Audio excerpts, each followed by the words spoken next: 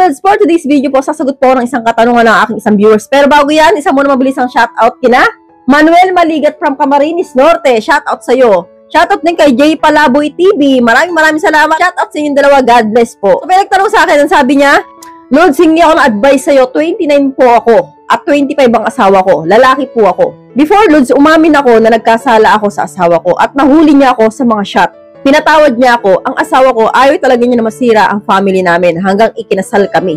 May dalawa na kaming anak, nagbago na ako. Lods, sumumpa ako sa puong may kapal na hindi na talaga ako magloloko at nagpray ako na sana matulungan ako ni Lord na di na muling iibig sa iba. Pagkatapos ng kasal namin, bigla ako na in love ng todo sa asawa ko.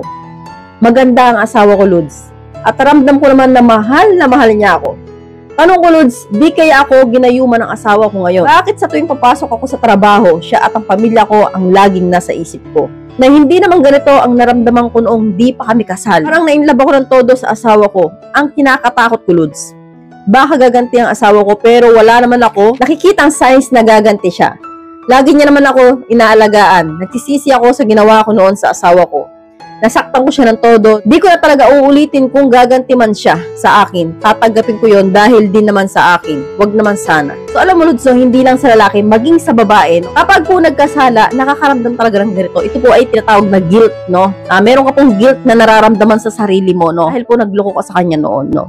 Normal lang ito, Lods, na maramdaman mo kapag nagbago ka na talaga ng tuluyan, no? So, siguro, Lods, noong mga panahon na hindi pa kayo kinakasal ng asawa mo, no? Medyo palikero ka pa niyan, no? Medyo malikot ka pa, mapusok ka pa. Ang nangyari sa'yo, mabilis kang maakit sa iba, no? So, ultimo, sabihin mo na maganda yung asawa mo, meron pa rin talagang tukso na darating sa'yo na hindi mo kayang paglabanan, kaya mo nagawa yung mga ganyang kasalanan. So, ngayon na kinasal na kayo at nagkaanak kayo, nasabi mo nga na parang na-inlove ka ng todo sa asawa mo. Pero may agam-agam ka na baka gagantihan ka ng asawa mo, no? So, Lods, no, yan po yung nararamdaman mo ay guilt yan, no? Kasi nga nagkasala ka, no? So, yung nararamdaman mo, Lods, na pumapasok ka sa trabaho at sila lagi ang nasa isip mo, normal yan. Kasi nga tuluyan ka na nagbago, huli mo lang naramdaman na talaga nga namang mahal mo ang asawa mo. Ang nangyari po dyan, na-develop ka sa asawa mo, no? So, sabi nga po kasi nila, Lods, no, mas malalim daw ang pagmamahal lang na-develop kesa sa na-love at first sight, no? Ang nangyayari kasi, Lods, sa mga dati mong kabit noon, no? Love at first sight yon. So, dito sa asawa mo, develop yan. Kaya mas malalim talaga yan. So, nasa isip mo siya palagi na tuwing nasa trabaho ka kasi nga, yon, nakagawa ka kasi ng kasalanan. So, nagigilty ka na baka gawin din sa'yo ng asawa mo yon kahit hindi naman. Kumbaga, Lods, takot ka na sa sarili mo multo eh. Kasi nga, yun nga, nagkaroon ka ng kasalanan, no? So, normal lang na maramdaman mo yan kapag talaga nagloko ka, no? Kahit sino nararamdaman yan, hindi lang ikaw. So, sa iniisip mo na baka gumanti yung asawa mo, hindi po ganun yan, no? So, ang babae, Lods, no, iba-iba po yan, no? Meron mga babae, Lods, na papatawarin ka, yun nga, at gagante. At meron din naman mga babae, Lods, na papatawarin ka pero tunay na patawad, no? Ibig sabihin, walang gantihan, ang gusto lang talaga niya, no? Ang mabuo kayong pamilya, no? Ang tawag po sa mga ganitong babae, martir po yan, no? Sinasantabi po nila yung damdamin nila, di ba, ring masaktan sila basta hindi masira yung pamilya. Pero sa kaso mo, Lods, nagbago ka ng tuluyan, okay yun, no? Ibig sabihin, maganda yung ginawa mo, good job, no? So, huwag mo isipin na ginayuma ka ng asawa mo, kaya todo in love ka sa kanya ngayon, no? Ang nangyari sa'yo, Lods, no, namulat mo lang yung mata mo dating napikit, no? Nakita mo talaga yung tunay na pamilya mo, yung tunay na pagmamahal sa pagkatao ng asawa mo, na hindi mo nakita sa ibang babae noon.